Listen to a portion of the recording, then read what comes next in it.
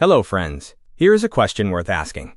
Is Linux just a niche operating system for tech hobbyists, or is it the backbone of the modern internet? On June 28, 2026, Linus Torvalds released Linux 7.2 RC1, closing what LWN.net confirmed was the busiest merge window since the 6.7 cycle, pulling in 13,412 non-merge commits. The kernel source tree now exceeds 43 million lines of code. Linux powers 90% of public cloud workloads and every single system on the top 500 supercomputer list. And in this video, we are going to show you exactly how to build a career on top of that foundation, because right now there are over 56,604 Linux sysadmin job openings in the United States that employers cannot fill. Let's get into it. Alright, so what does a Linux sysadmin actually do day to day? Think of them as the people who keep every server alive and every service running. On any given day, that means managing RHEL or Ubuntu servers, which are the two most common enterprise Linux distributions you will see in job postings. It means controlling who has access to what through user accounts and permissions. It means applying security patches before vulnerabilities become incidents. It means monitoring system health so you catch a failing disk or a memory leak before it takes down production. And it means running backups and testing disaster recovery plans so that when something does go wrong, the business recovers fast.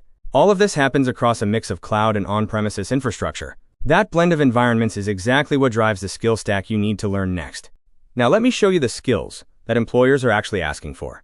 Looking at 2026 job postings from companies like Boeing, Lockheed Martin, and HPE, 5 non-negotiables keep appearing. First, Bash scripting. You need to automate repetitive tasks on the command line. Second, Ansible automation.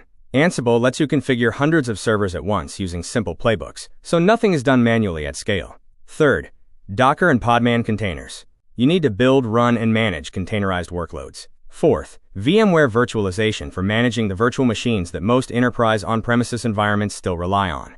Fifth, security hardening, specifically STIG patching, which means applying the Defense Department security configuration guides to lock down systems. These 5 skills form the practical foundation that gets you hired, and you can see all of them come to life in the real-world examples we cover next. Here is the interesting part, because this is not abstract. This week alone, 2 real changes landed that a working sysadmin has to deal with. On June 24, 2026, Podman 6.0 shipped. It dropped support for cgroups v1 and removed IP tables in favor of NF tables. Those are breaking changes, meaning you cannot just upgrade blindly in production.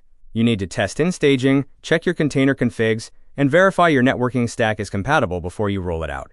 On June 23, 2026, Canonical announced Ubuntu Livepatch now supports ARM64 for the first time, letting Ubuntu 26.04 LTS servers apply critical kernel security patches without a reboot. That matters enormously for cloud servers and edge devices, where downtime is costly. And on June 28, Linus Torvalds released Linux 7.2 RC1 with 13,412 commits. Evaluating what these updates mean for your specific environment is the core of the job, and that judgment is what makes a sysadmin valuable. Let me map out the full path from zero to senior. Most people enter through IT help desk or a technician role. You are troubleshooting desktops, setting up accounts, learning how systems behave. After 2 to 3 years, you move into a junior sysadmin role, where you are managing Linux servers directly, writing your first Bash scripts, and learning Ansible. At 4 to 6 years of experience, you are a senior sysadmin, or DevOps engineer.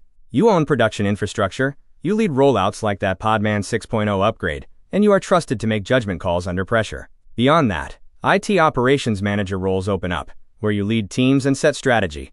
On compensation, PayScale puts the median Linux sysadmin salary at around $92,000 in 2026, while Glassdoor reports an average closer to $132,000 for Linux systems administrators. The range reflects experience and location, but the trajectory is consistently strong. Certifications are what accelerate that climb, and that is exactly what we cover next.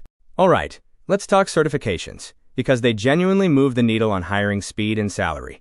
There are 4 you need to know. CompTIA Linux Plus is the most accessible starting point, vendor neutral, covering all major distributions, and it has strong name recognition with recruiters outside the Linux world.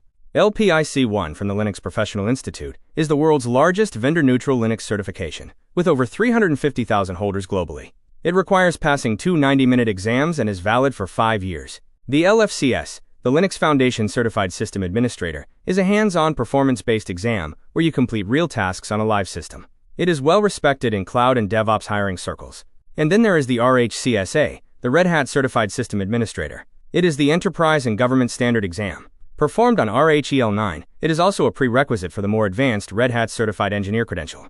For enterprise roles at companies like Boeing and Lockheed Martin, RHCSA is often explicitly listed in the job posting. So here is your 4-step action plan. First, install a Linux virtual machine today. Ubuntu 26.04 LTS is free. Red Hat offers a free developer subscription for RHEL. Either one gets you a real environment to practice in right now. Second, learn the command line and start writing bash scripts. This is the single most foundational skill in the entire stack, and you build it through daily practice, not passive reading. Third, pick a certification and work toward it systematically. Start with CompTIA Linux Plus, or the LFCS if you want a vendor-neutral path, or go straight to RHCSA if enterprise is your target. Fourth, start applying to entry-level IT helpdesk and technician roles. The job market is genuinely active, with over 56,604 Linux administrator openings counted in the United States as of March 2026. The kernel just hit 43 million lines. Podman 6.0 just shipped. Ubuntu Livepatch now covers ARM64. Linux is not slowing down, and neither should you. Thanks for watching Webronaq.